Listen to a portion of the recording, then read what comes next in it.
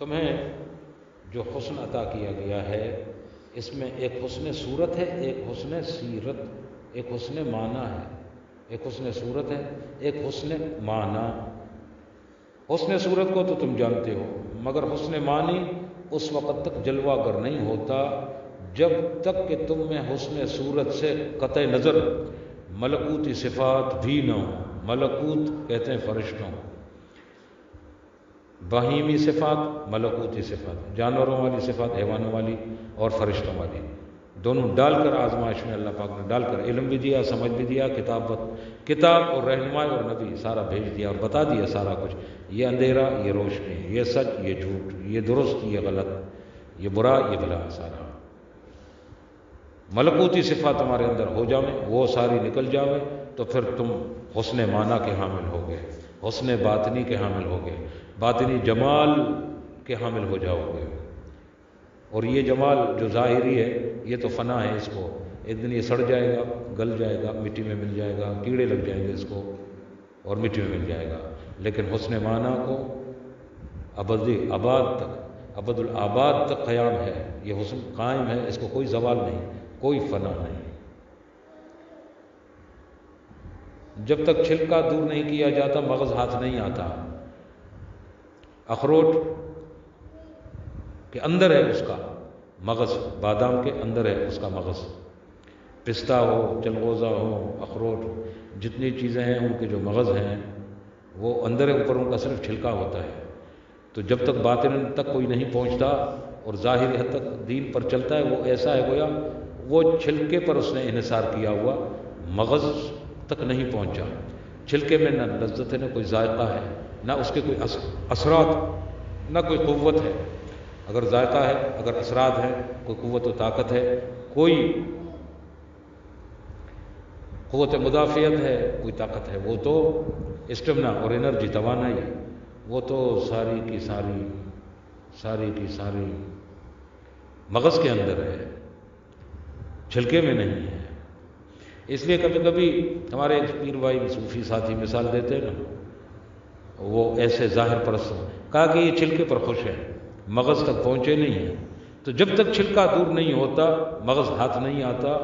صفات حیوانی پوسٹ کی مانند ہے، پوسٹ کی مانند جیسے چھلکے کی طرح ہیں حیوانی صفات، جو اوپر آدمی اس کے اندر بند ہے وہ اس کو گھیرے ہوئے ہیں، ان کو ہٹائے گا تو نیچے ملکوتی صفات اوپر آئیں گی، اور صفات ملکوتی مغز کی مانند ہے۔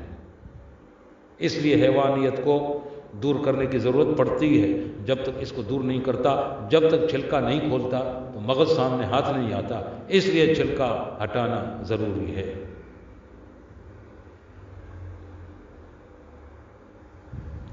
ہر چیز کے خلاصے کو بھی ملکوت کہتے ہیں۔ ملکوت کل شیء باطنہ، یعنی ہر شے کا باطن اس کا ملکوت کہلاتا ہے۔ ولادت معنوی، ایک تو ولادت صورتی ہے، ماں کے پیٹ سے آتا ہے، ایک ولادت معنوی اپنے باطن میں خود جنم لیتا ہے۔ ولادت معنوی سے اسے ملکوت کی راہ ملتی ہے، جب اندر سے جنم لے گا وہ مسافر جو ہے راہ سلوک کا راہی ہوتا ہے، یہ ہڈی گوشت بوس والا نہیں ہوتا۔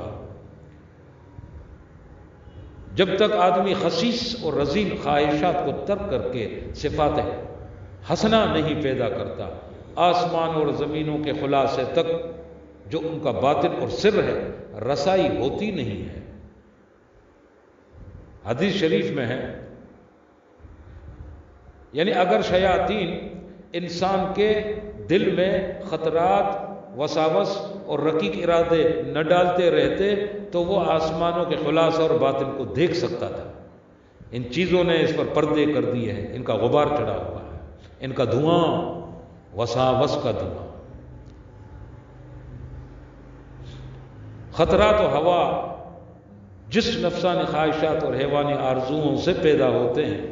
اگر آدمی ان خواہشات اور آرزوؤں کے پیچھے نہ پڑے، ان کے پیچھے نہ پڑے، وہ تو خیال لاتا ہے اور یہ اس کو اختیار کرتا ہے، ان کو سنبھالتا ہے، ان کو پالتا ہے، نہ اس کو ہٹاتا نہیں ہے۔ لیکن یہ فرمایا کہ اگر ان کے پیچھے نہ پڑے، ان کو پالے نہ، خیالوں کو سنبھالے نہ، ان کی لذتیں نہ لے، تو شیطان و نفس کی پیروی سے پھر وہ نجات حاصل کر سکتا ہے۔ اور اسے آسمانوں کا باطن نظر آ سکتا ہے اور اپنی حقیقت سے آگاہ ہو سکتا ہے۔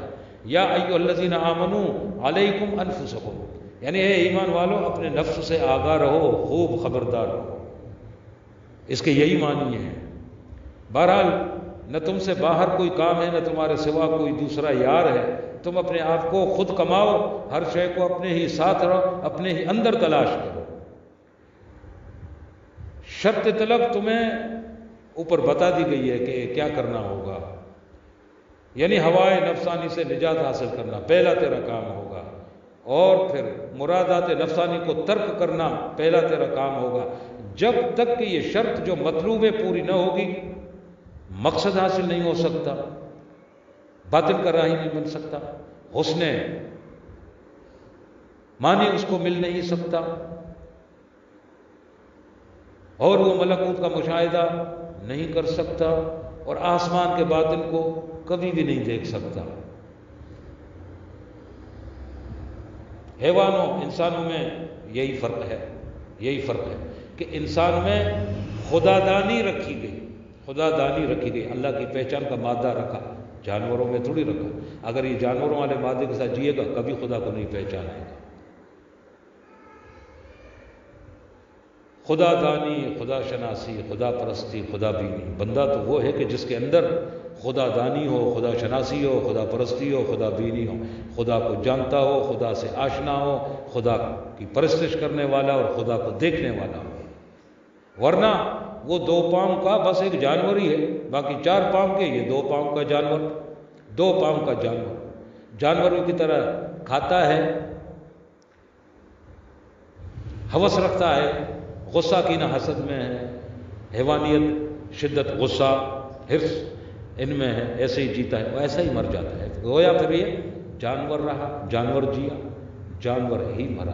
یہ حضرت جی نے ایک دفعہ یہ فرمایا، جانوروں کی طرح زندگی گزاری، جانور جیا اور جانور مرا، ایک 2 پاؤں کا جانور ہی رہا۔ انسان کو احسن تقویم جو فرمایا، لقد خلقنا الانسان فی احسن تقویم، اللہ پاک نے فرمایا کہ ہم نے انسان کو بڑا احسن تقویم کیا، بہت خوبصورت شیپ میں اس کو ڈالا ہے، بڑی خوبصورت شکل، شباہت و صورت اور قامت میں اس کو ہم نے ڈالا۔ وہ احسن تقویم سے نسبت تمہیں تو اس لیے ہے کہ اس عبادت معرفت خاص حاصل ہوئی ہے۔ یہ احسن تقویم کا مراد یہ منہ نہیں ہے، باطنی جمال ہے، جس کے ذریعے سے وہ معرفت خدا بندی حاصل کرتا ہے۔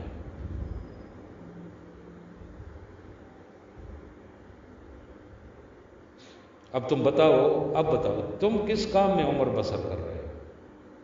اپنی زندگی کے 30 سال، 25 سال، 35 سال، 40 سال، 50 سال، 55 سال، جتنا بھی، یہ کس میں گزار رہے ہو؟ ہمیں نہ بتاؤ، خود اپنے آپ کو پوچھو، خود کو خود بتاؤ کس میں گزار رہے ہو۔ چاہو تو خوار جیو اور مردار مرد اور شرمسار رہو، چاہو تو آخر اپنے آپ کو کس نقصان میں رکھتے ہو؟ اچھا پانی چھوڑ کر گدلا پانی پیتے ہو، قبول و وجدان کے بعد اب محرومی اور خسران میں پڑ گئے ہو۔ اس قدر عمر اب تک جو گزری بیکار گزر گئی، نفس کی خدمت کرتے رہے، اس سے کیا نقد نصیب ہوا تجھے؟ آج سب کچھ تمہارے لیے ممکن ہے اور قریب الوصول ہے، کل یہ بات نہ ہوگی۔ جس قدر ہو سکے تمہیں خدا عز و جل کے ساتھ مشغول رہنا چاہیے، مگر تم ہو کہ اس نعمت سے محرومی پر مطمئن ہو، قناعت کیے ہوئے پڑھ کر بیٹھ گئے ہو، یہی سوچ کر کہ بھائی ہم سے تو نہیں ہوتا۔ اچھا ہو، یہ رزیل و شفیع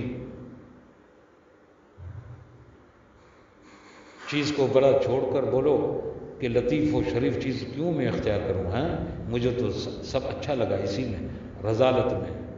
ہاں جی ہاں، رضالت کو ہم نے قبول کیا۔ رذیل و شنی، رذیل و شنی وہ چیز کہ جس میں ملامت ہے اس کو قبول کیا، رضالت ہے، رذیل ہے، اس کو قبول کیا، اس میں خوش ہے اور جیے جا رہا ہے۔ اور لطیف اور شریف چیز کو اختیار سے اجتناب کرتا ہے، اس کو تو چھوڑ دے، رذیل و شنی کو چھوڑ کر لطیف و شریف کو اختیار کر، اس تجارت میں تجھے نفع ہی نفع ہے، نفع ہی نفع ہے۔ سبحان ربک رب العزت عما یصفون وسلام علی المرسلین والحمد للہ رب العالمین۔